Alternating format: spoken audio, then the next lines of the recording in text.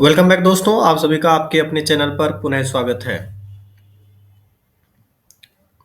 अभी तक आपने देखा BPSC previous year question paper में जैन धर्म तक दोस्तों हमने कर लिया है। अब हम स्टार्ट करते हैं पार्ट 3 में शैव तथा भागवत धर्म से। जिन दोस्तों ने अभी तक चैनल को सब्सक्राइब नहीं किए हैं, प्लीज चैनल को सब्सक्राइब करें तथा वीडियो को अधिक से अधिक शेयर करें।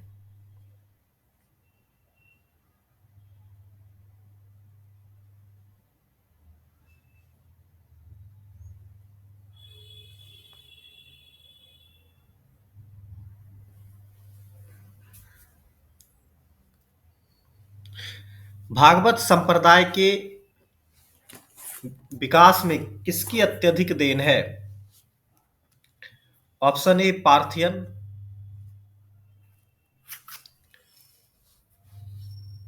बी हिंद यूनानी,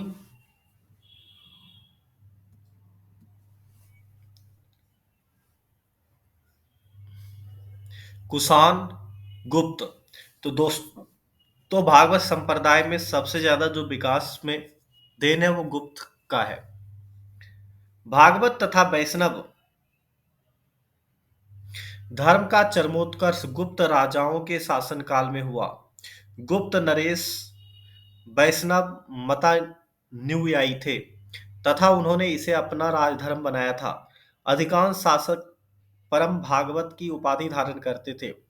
विष्णु का वाहन गरुड़ गुप्तों का राज चिन्ह था। अगले क्वेश्चन पर चलते हैं दोस्तों।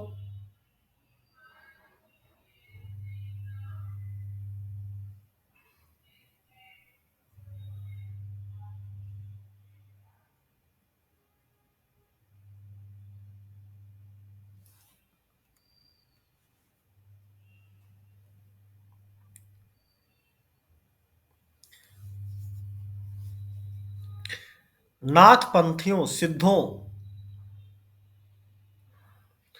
और योगियों ने भक्ति धर्म को किस क्षेत्र में लोकप्रिय बनाया? उत्तर भारत, दक्षिणी भारत, पूर्वी भारत, पश्चिम भारत। तो दोस्तों, नाथ पंथियों, सिद्धों और योगियों ने भक्ति धर्म को उत्तर भारत में लोकप्रिय बनाया।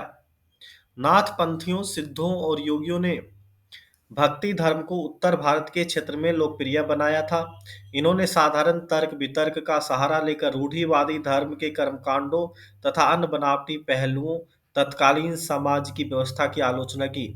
इन्होंने संसार का परित्याग करने का समर्थन किया। इनके विचार से निराकार परम सत्य का चिंतन, मनन, उसके साथ एक हो जाने की अनुभूति ही मोक्ष का मार्ग है। इसके लिए उन्होंने योगासन, प्राणायाम, चिंतन मनन जैसी क्रियाओं के माध्यम से मन और शरीर को कठोर प्रशिक्षण देने की आवश्यकता पर बल दिया। अब छठी सदी ईसवी पूर्व राजनीतिक दशा। तो दोस्तों, पाटलिपुत्र के संस्थापक कौन थे? तो पाटलिपुत्र का संस्थापक अजातशत्रु और उदयन को माना जाता है। पाटलिपुत्र की स्थापना अजातशत्रु ने गंगा सोन नदी के संगम तट पर पाटली ग्राम में एक किला बनाकर की थी। उदयन ने मगध साम्राज्य की राजधानी राजगिरह से पाटलिपुत्र स्थानांतरित की थी। तो बीपीएससी ने इसकी उत्तर जो है वो माना था उदयन को।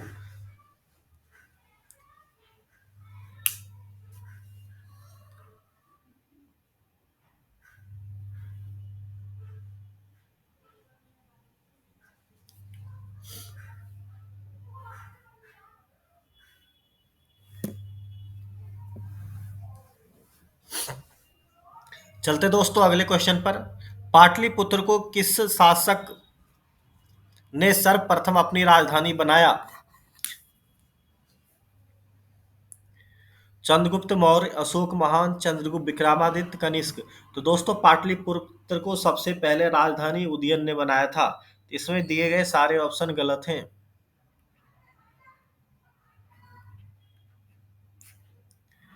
अगले क्वेश्चन पर चलते हैं।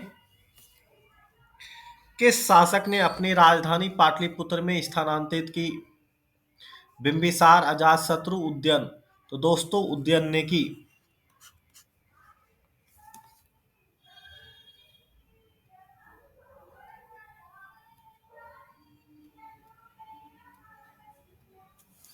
निम्नलिखित में से किस राजा ने पाटलिपुत्र बसाया? शिशुनाग, बिंबिसार, अजातशत्रु, उदयन।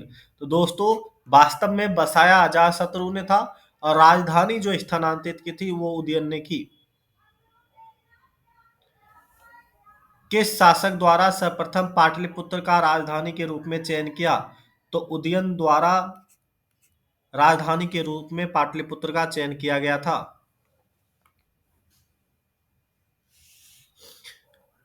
जिन दोस्तों ने अभी तक चैनल को सब्सक्राइब नहीं किए हैं प्लीज चैनल को सब्सक्राइब करें तथा वीडियो को अधिक से अधिक शेयर करें।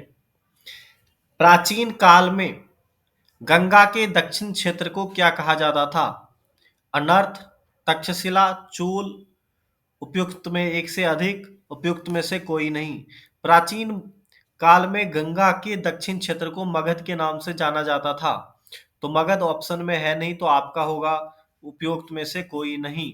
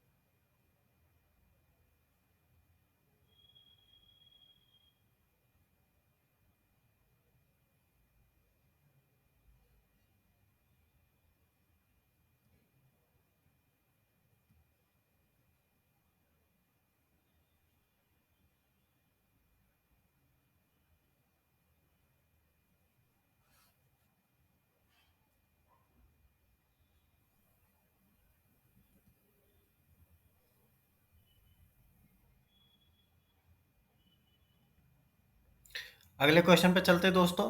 प्राचीन काल में गंगा के दक्षिण क्षेत्र का नाम मगध के नाम से जाना जाता था। तक्षशिला सिंधु झेलम चेनाब के बीच झेलम के बीच का स्थित था। चोल गोदावरी नदी के दक्षिण में स्थित था। अनर्त प्राचीन भारत में वैदिक कालीन एक साम्राज्य थी। मगध साम्राज्य का उत्कर्ष किस शताब्दी में हुआ था? ईसवी पूर्व चौथी शताब्दी, ईसवी पूर्व छठी शताब्दी। तो दोस्तों मगध साम्राज्य का उत्कर्ष 600 बीसी में माना जाता है। मगध साम्राज्य का वास्तविक संस्थापक राजा बिंबिसार को माना जाता है। ऐसे मगध साम्राज्य का संस्थापक बृहद्रथ को माना जाता है जो लगभग 544 बीसी से 492 बीसी के मध्य मगध पर राज्य किया। वह हर्यक वंश का संस्थापक था। मगध की उत्कर्ष छठी शताब्दी में हुआ था। मगध की राजधानी राजगीर का प्राकृतिक नाम क्या था? दोस्तों मगध की राजधानी राजगिरा का प्राकृतिक नाम गिरिब्रज था। अगले क्वेश्चन पर चलते हैं।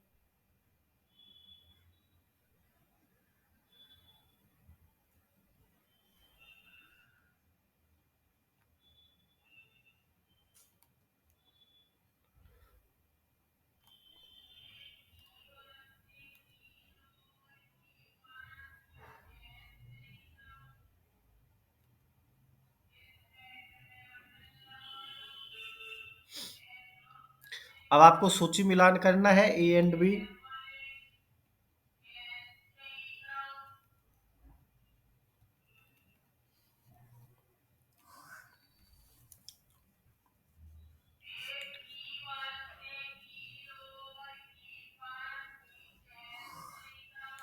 मल कुशीनगर के थे दोस्तों। अंग चंपा, गांधार, तक्षशिला और बत्स कौशाम्बी। तो आपका करेक्ट ऑप्शन होगा ए का 4, बी का 3, ए का 4, बी का 3 इसी में है और किसी में नहीं, तो ये आपका करेक्ट ऑप्शन होगा। चलते हैं अगले क्वेश्चन पर।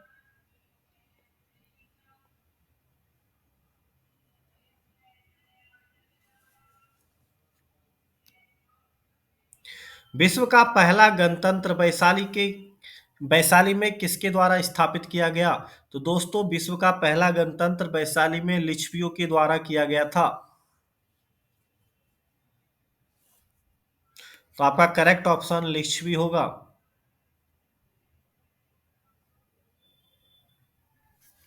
यह बुद्ध के काल का सबसे शक्तिशाली तथा बड़ा गणराज्य था।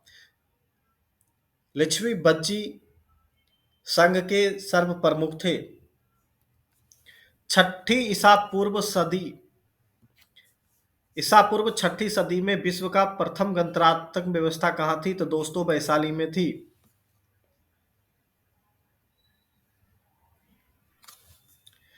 ईस्वी पूर्व छठी शताब्दी में विश्व की प्रथम गणतंत्रात्मक व्यवस्था वैशाली में थी। वस्तुतः छठी शताब्दी में जहां महाजनपदों ने राजतंत्रात्मक शासन व्यवस्था थी, वहीं बज्जी और मल नामक दो राज्यों में गणतंत्रात्मक शासन व्यवस्था प्रचलित थी। बज्जी 8 राज्यों का एक संघ था, जिसमें वैशाली के लिच्छवी सर्वाधिक शक्तिशाली थे।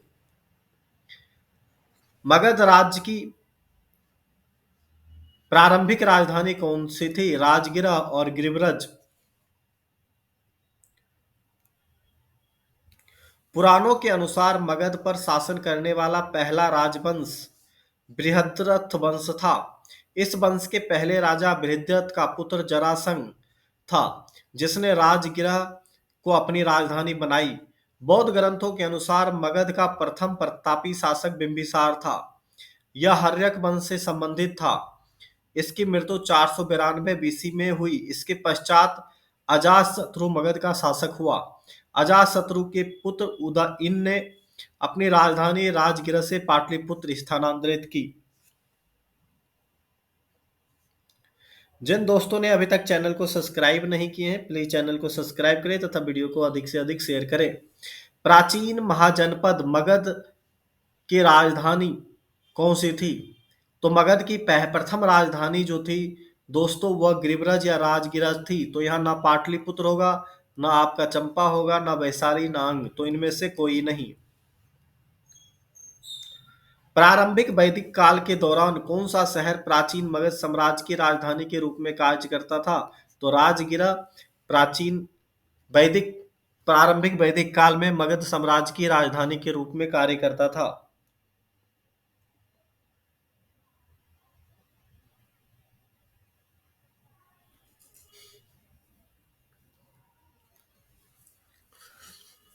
महावंश के अनुसार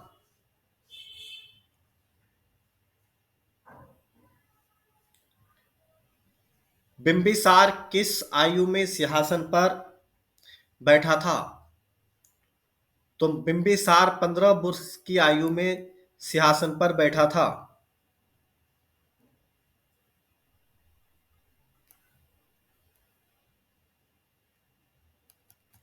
बिंबिसार का जन्म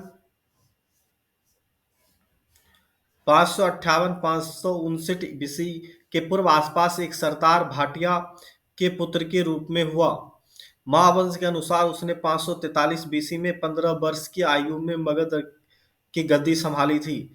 बिंबिसार ने हर्यक वंश की स्थापना की तथा मगध साम्राज्य का विस्तार किया। अजातशत्रु के वंश का नाम क्या था? तो दोस्तों, अजातशत्रु के वंश का नाम हर्यक था। मगध का शासक अजातशत्रु 492 बीसी से 460 ईस्वी पूर्व अपने पिता एवं हर्यक वंश के संस्थापक बिंबिसार की हत्या कर राजगद्दी पर बैठा था। इसकी हत्या भी इसके पुत्र उदयन ने कर दी थी।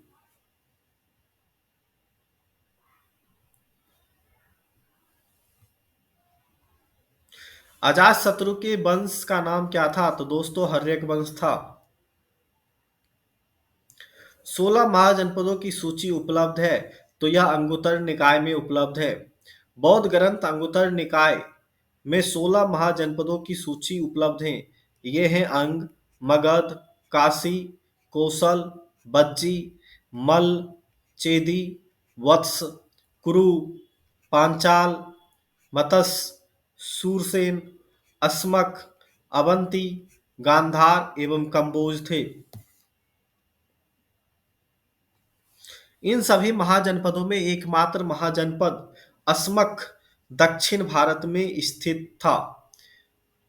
जनभव जन बसव सूत्र में केवल 12 राज्यों के ही नाम मिलते हैं। जैन ग्रंथ भगवती सूत्र में भी 16 महाजनपदों की सूची मिलती है, किंतु वहां इनके नाम कुछ अन्य हैं।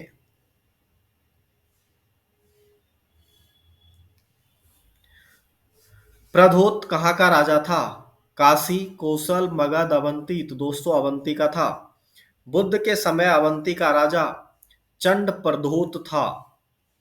इसकी पुत्री बारनबक्ता बारनबक्ता से नरेश उदयन ने विवाह किया था, जिसका उल्लेख भास रचित स्वप्न वासुदत्ता में मिलती है। आधुनिक मालवा ही प्राचीन काल का अवंती था, जिसके दो भाग थे। उत्तरी अवंती की राजधानी उज्जैनी तथा दक्षिणी अवंती की राजधानी माहिष्मती थी।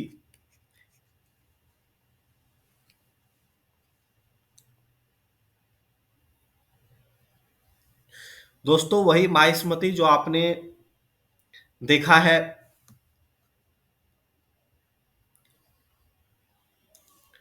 बाहुबली में। मगध शासक बिंबिसार का चिकित्सक कौन था? तो दोस्तों मगध शासक बिंबिसार का चिकित्सक जीवक था। जब महात्मा बुद्ध बीमार पड़े तो जीवक ने उनके पास इलाज के लिए उन्हें भेजा। इसके साथ ही उसने चंड प्रद्योत के इलाज के लिए भी भेजा था। नंद वंश के पश्चात मगध पर किस राजवंश ने शासन किया? तो दोस्तों नंद वंश के बाद मगध पर धनानंद को हराकर चंद्रगुप्त मौर्य ने मौर्य वंश की स्थापना की।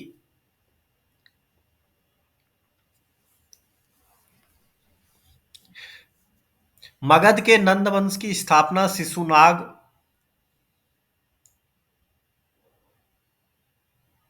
वंश का अंत करके की गई थी। नंद वंश में कुल 9 राजा हुए थे। नंद वंश का अंतिम काल में जनता से बलपूर्वक धन वसूलने, छोटी छोटी वस्तुओं पर भारी कर लगाने के कारण जनता शासकों के विरुद्ध हो गई और चारों ओर घृणा असंतोष का वातावरण व्याप्त हो गया। इसी का लाभ उठाकर चंद्रगुप्त मौर्य ने चाणक्य के सहयोग से धनानंद की हत्या कर नंद वंश का अंत कर दिया। इस प्रकार नंद वंश के तत्काल पश्चात मगध पर मौर्य वंश का शासन स्थापित हुआ। उसके उपरांत शुंग वंश, कण्व वंश, गुप्त वंश आदि ने शासन किया।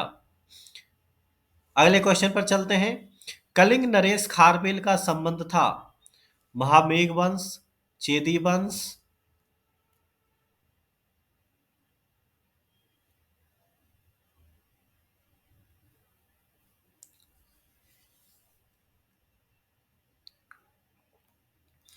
सातवाहन वंश, रठ भोजक वंश।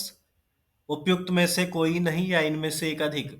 कलिंग के चेदी राजवंश का संस्थापक महामेघ वाहन नामक व्यक्ति था। अतः इस वंश का नाम महामेघ वंश भी पड़ गया। इस वंश का सर्वाधिक शक्तिशाली शासक खारवेल हुआ। तो दोस्तों चेदी और महामेघ दोनों होंगे तो करेक्ट ऑप्शन आपका एक से अधिक होगा।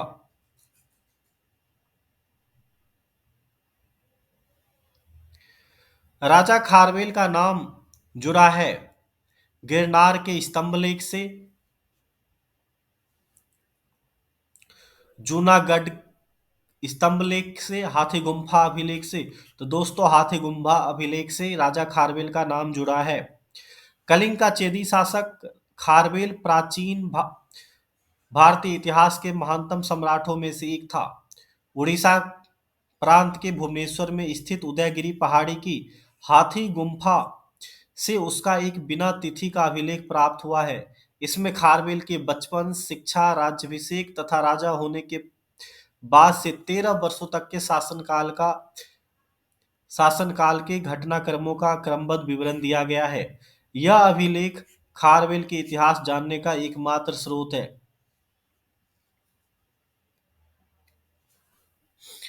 अंग जनपद की राजधानी थी चंपा, रामग्राम, कपिलवस्तु, कुंडग्राम। तो दोस्तों अंग जनपद की राजधानी चंपा थी। उत्तरी बिहार के वर्तमान भागलपुर और मुंगेर जिले अंग जनपद महाजनपद के अंतर्गत आते थे। इसकी राजधानी चंपा थी। महाभारत और पुराणों में चंपा का प्राचीन नाम मालिनी प्राप्त होता है।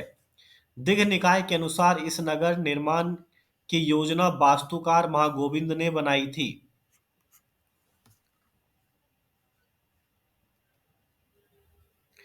बराबर पर्वत श्रृंखला स्थित गोरखगिरी किसके द्वारा विजयित की गई? राजा राज चोल, खारवेल, मेनाडर, पुष्यमित्र सुंग। तो यह खारवेल के द्वारा की गई।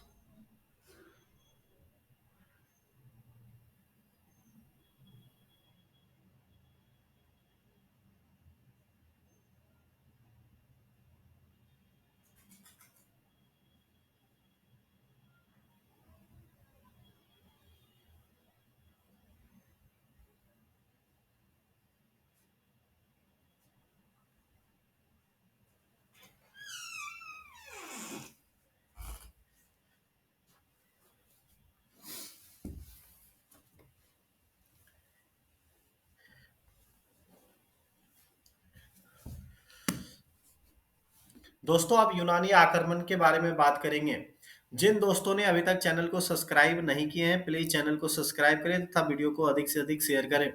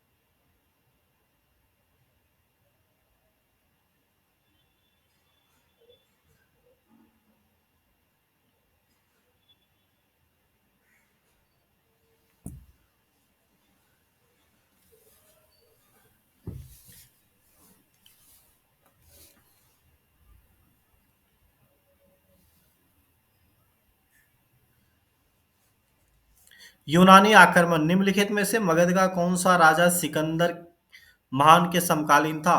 तो दोस्तों धनानंद सिकंदर महान के समकालीन था।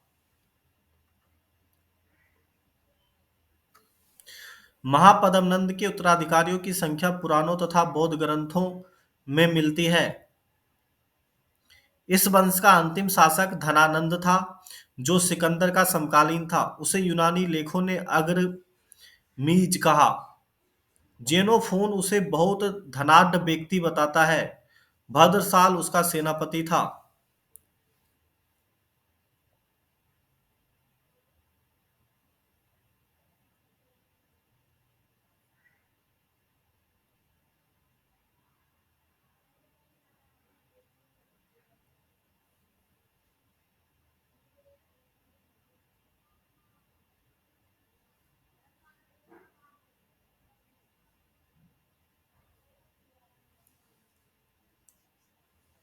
अगले क्वेश्चन पर चलते हैं दोस्तों। क्वेश्चन नंबर सेकंड, वह स्रोत जिसमें पाटलिपुत्र के प्रशासन का वर्णन उपलब्ध है? दिव्यवदान, दिव्यदान, अर्थशास्त्र, इंडिका, अशोक। तो दोस्तों इंडिका में है जो मेगानेस्थीज की लिखी हुई पुस्तक है।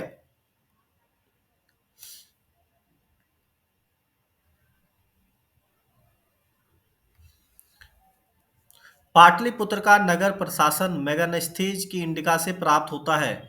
मेगानेस्थीज ने पाटलिपुत्र के नगर परिषद की पांच पांच सदस्यों वाली 6 समितियों का उल्लेख किया। वह नगर के पदाधिकारियों को एस्टिनोमोई कहता है। हून राजा तोरमान किस औलिकर राजा द्वारा पराजित किया गया था? यशोवर्धन, प्रकाश धर्मन, राज्यवर्धन, विष्णुवर्धन। तो दोस्तों प्रकाश धर्मन के द्वारा विजयित किया गया था।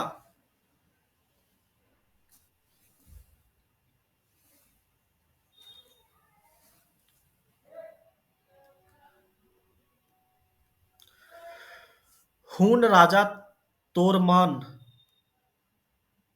औलिकर राजा प्रकाश धर्मन द्वारा पराजित किया गया था। स्कंदगुप्त की मृत्यु के बाद हुनों ने गंगा घाटी पर पुनः आक्रमण किया तथा दूसरे हून आक्रमण का नेता तोरमान था। मध्य भारत के एरन नामक स्थान से बराह प्रतिमा पर खुदा हुआ उसका लेख मिला है। कौशाम्बी से तोरमान की 2 मुहरें मिली है। तोरमान ने अपने पुत्र मिहिरकुल को अपना उत्तराधिकारी नियुक्त किया था।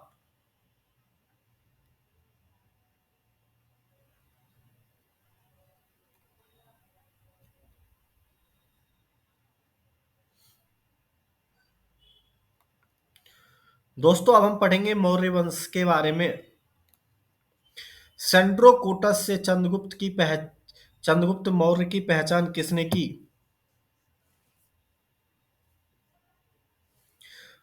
दोस्तों विलियम जोन्स ने सेंड्रोकोटस से चंद्रगुप्त मौर्य की पहचान की। विलियम जोन्स पहले विद्वान थे जिन्होंने सेंड्रोकोटस की पहचान मौर्य शासक चंद्रगुप्त मौर्य से की। एरियन और प्लूटार्क ने चंद्रगुप्त मौर्य को एंड्रोकोटस के रूप में वर्णित किया है, जबकि जस्टिन ने सेंड्रोकोटस और सिकंदर महान की भेंट का उल्लेख किया। भारत में पहले साम्राज्य की स्थापना किस शासक के द्वारा की गई थी? तो भारत में पहले साम्राज्य की स्थापना चंद्रगुप्त मौर्य के द्वारा की गई। चंद्रगुप्त मौर्य की गणना भारत के महान शासकों में होती है। वह भारत का प्रथम ऐतिहासिक सम्राट था। वह ऐसा पहला सम्राट था जिसने 72 भाग पर अपना शासन स्थापित किया और जिसका विस्तार ब्रिटिश भारतीय साम्राज्य से बड़ा था। उसके साम्राज्य की सीमा ईरान से मिलती थी। उसने ही भारत को सर्वप्रथम राजनीतिक रूप से एकबद्ध किया। निम्नलिखित में से किस मौर्य राजा ने दक्कन की विजय प्राप्त की थी? अशोक, चंद्रगुप्त, बिंबिसार बिंदुसार, कुणाल। तो दोस्तों चंद्रगुप्त ने दक्कन की विजय प्राप्त की थी। मौर्य संस्थापक चंद्रगुप्त मौर्य ने दक्षिण भारत की विजय प्राप्त की थी। इस संदर्भ में अशोक के अभिलेखों, जैन व तमिल साक्ष्यों से जानकारी प्राप्त होती है। दक्षिणी भाग के अनेक स्थलों से अशोक के अभिलेख प्राप्त हुए, किंतु अशोक ने एकमात्र कलिंग विजय ही की थी। अतः ऐसी स्थिति में दक्षिण में विजय का श्रेय चंद्रगुप्त मौर्य को ही जाता है, क्योंकि बिंदुसार की विजय अत्यंत संदिग्ध है एवं इतिहास में उसे एक विजेता के रूप में स्मरण नहीं किया जाता है। जैन एवं तमिल साक्ष्य भी चंद्रगुप्त मौर्य की दक्षिण विजय की पुष्टि करते हैं। जिसके ग्रंथ में चंद्रगुप्त मौर्यों का विशिष्ट रूप से वर्णन हुआ है वह है भास, सुदरक, विशाखदत्त, अश्वघोष। दोस्तों विशाखदत्त में विस्तृत वर्णन हुआ है। विशाखदत्त द्वारा लिखी गई मुद्रा राक्षस से चंद्रगुप्त मौर्य के विषय में विस्तृत सूचना प्राप्त होती है। इस ग्रंथ में चंद्रगुप्त को नंदराज का पुत्र माना गया है। मिद्र राक्षस में चंद्रगुप्त को ब्रिसल अर्थ तथा कुलहीन भी कहा गया है। 18वीं शताब्दी में धुंडी राज ने मुद्रा राक्षस पर टीका लिखी।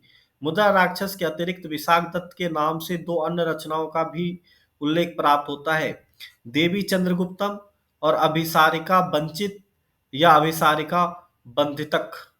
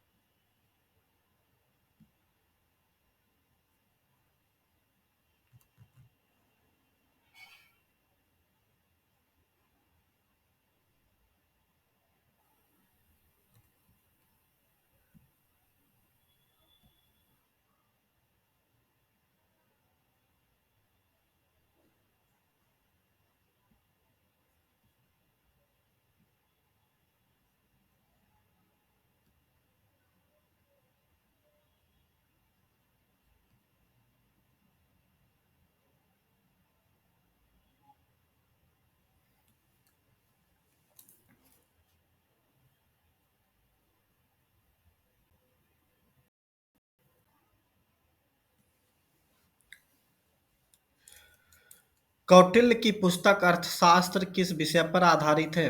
तो दोस्तों कौटिल्य की पुस्तक अर्थशास्त्र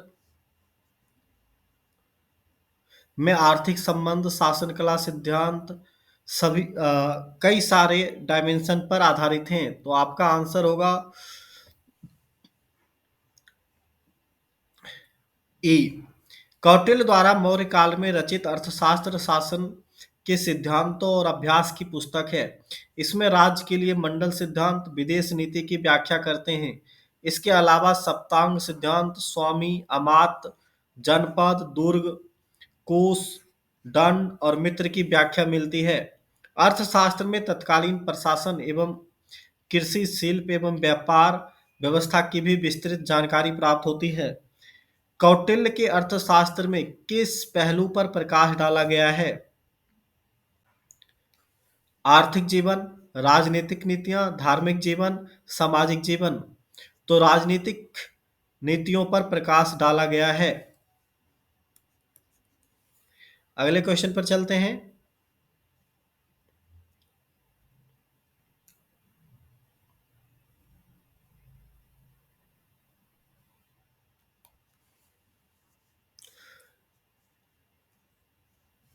मेगानिस्थीज दूत था सेल्यूकस निकेटर का।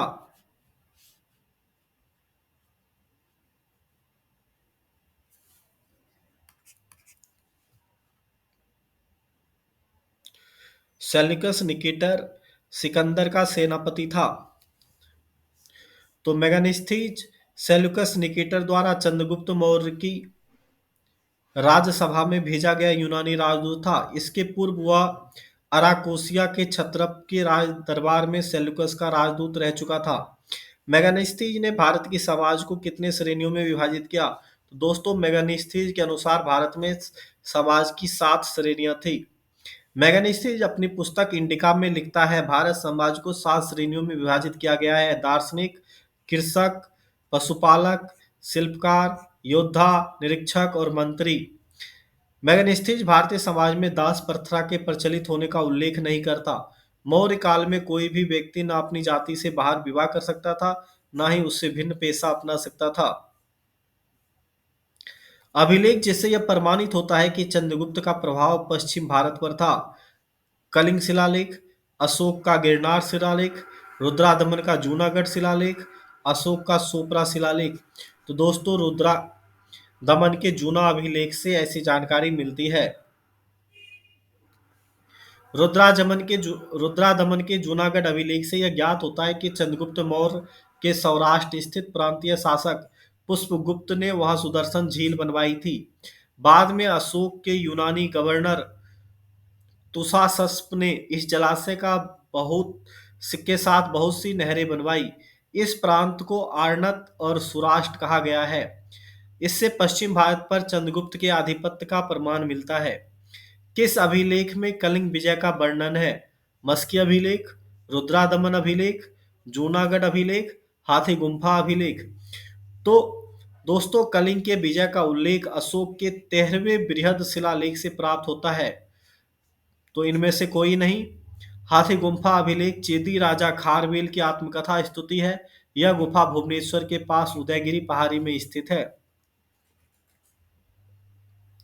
निम्न में से कौन सा क्षेत्र अशोक के साम्राज्य से सम्मिलित नहीं था? अफगानिस्तान, बिहार, श्रीलंका, कलिंग। तो दोस्तों श्रीलंका अशोक के साम्राज्य में सम्मिलित नहीं था।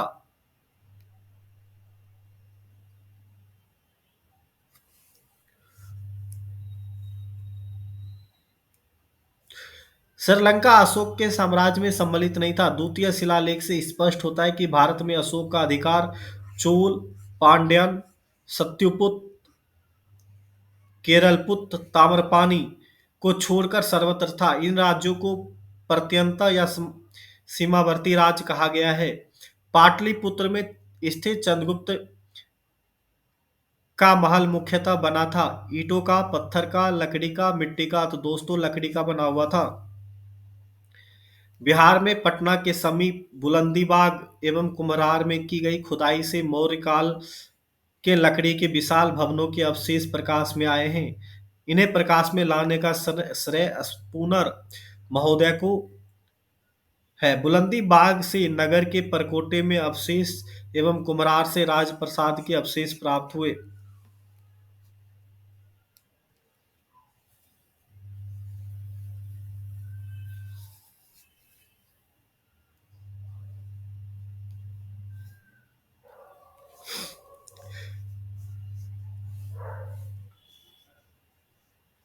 केवल वह स्तंभ जिसमें अशोक ने स्वयं को मगध का सम्राट बताया है। तो दोस्तों भाब्रू का स्तंभ जिसमें अशोक ने मगध खुद को मगध का सम्राट बताया है।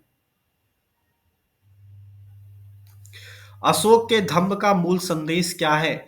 राजा के प्रति वफादारी, शांति, अहिंसा, बड़ों का सम्मान, धार्मिक सहनशीलता।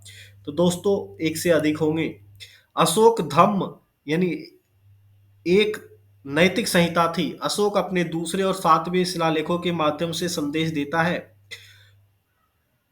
अपास नीवे बहुकायने दया दाने सचे सोचिये माधवे साधवे च, अर्थात कम पाप करना, कल्याण करना, दया दान करना, सत्य बोलना, पवित्रता से रहना, स्वभाव में मधुरता तथा साधुता बनाए रखना। इस प्रकार धम्म के मूल संदेश में शांति, अहिंसा, बड़ों का सम्मान, धार्मिक सहनशीलता निहित है। अपने शिलालेखों में अशोक सामान्यतः किस नाम से जाने जाते हैं? दोस्तों अशोक को प्रियदर्शी के नाम से जाना जाता है। यानी अशोक को उपाधि मिली हुई थी देवान प्रियदर्शी, यानी देवताओं का प्रिय अर्थात देखने में सुंदर। जैसे राजाओं की उपाधि से संबोधित किया गया है। पुराणों में उसे अशोक वर्धन कहा गया है। अशोक के शिलालेखों में प्रयुक्त भाषा है संस्कृत, प्राकृतिक, पाली, हिंदी। तो दोस्तों प्राकृतिक में लिखी गई है। अशोक का इतिहास हमें मुख्यतः उसके शिलालेखों से ही ज्ञात होता है। उसके अभिलेखों का विभाजन 3 वर्गों में किया जा सकता है: शिलालेख, स्तंभलेख और गुहालेख। शिलालेख 14 विभिन्न लेखों का एक समूह है जो 8 भिन्न भिन्न स्थानों से प्राप्त किए गए: शाहबाज गढ़ी, मानसेहरा, कालसी, गिरनार, धौली, जौगढ़, एरगुडी, सोपरा। अशोक के अधिकांश अभिलेख प्राकृत भाषा एवं ब्राह्मणी लिपि में लिखे गए हैं। केवल 2 अभिलेख शाहबाजगढ़ी एवं मानसेहरा की लिपि ब्राह्मणी न होकर खरोष्टी है। तक्षशिला में अरेमाइक लिपि में लिखा गया है। एक भग्न अभिलेख श्रेकुना नामक स्थान से यूनानी और अरेमाइक लिपियों में लिखा गया द्विभाषीय यूनानी एवं सीरियाई भाषा अभिलेख लागमान नामक स्थान से अरेमाइक लिपि में लिखा गया अशोक का अभिलेख प्राप्त हुआ है। ब्राह्मणी लिपि को सर्वप्रथम किसने पढ़ा? तो दोस्तों ब्राह्मणी लिपि को सर्वप्रथम जेम्स प्रिंसेप ने पढ़ा। प्राचीन भारत में विभिन्न में से कौन सी एक लिपि दाईं ओर से बाईं ओर लिखी जाती थी? दोस्तों खरष्टी लिपि दाईं से बाईं लिखी जाती थी। इसे पढ़ने का सब श्रेय प्रिंसेप को जाता है।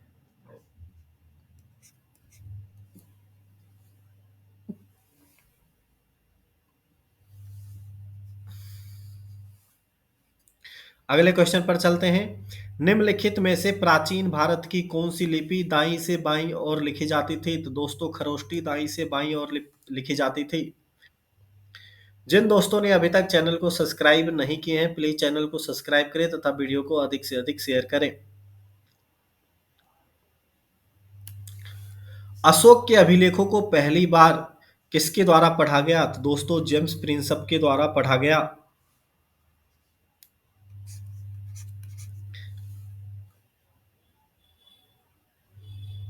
इन्होंने दिल्ली में स्थित टोपरा अभिलेख को पढ़ने में सफलता प्राप्त की थी। पाटलिपुत्र को किस शासक ने सर्वप्रथम अपनी राजधानी बनाया? तो दोस्तों पाटलिपुत्र को सर्वप्रथम अपनी राजधानी उदयइन ने बनाया था जो हर्यक वंश का संस्थापक था। इसमें ऑप्शन नहीं है तो दोस्तों अगर हम आसपास लगाएं तो चंद्रगुप्त मौर्य लगा सकते हैं। मौर्य वंश का अंतिम शासक कौन था? तो दोस्तों मौर्य वंश का अंतिम शासक बृहद्रथ था। अंतिम मौर्य शासक बृहद्रथ था। बृहद्रथ की हत्या इसके सेनापति पुष्यमित्र शुंग के द्वारा 184 बीसी में की गई। मौर्य का संस्थापक चंद्रगुप्त मौर्य था। चंद्रगुप्त मौर्य की गणना भारत के महान शासकों में होती है। वह ऐसा सम्राट था जिसने 72 भारत पर अपना शासन स्थापित किया। अंतिम मौर्य सम्राट था तो दोस्तों बृहद्रथ था। अशोक की नीति के आर्थिक परिणामों के कारण ही मौर्य साम्राज्य का पतन अधिकांशतः उचित था। इस तथ्य का विश्वास किसने किया? दोस्तों अगले पार्ट में देखेंगे हम इनका आंसर। जिन दोस्तों ने अभी तक चैनल को सब्सक्राइब नहीं किए हैं प्लीज चैनल को सब्सक्राइब करें तथा वीडियो को अधिक से अधिक शेयर करें।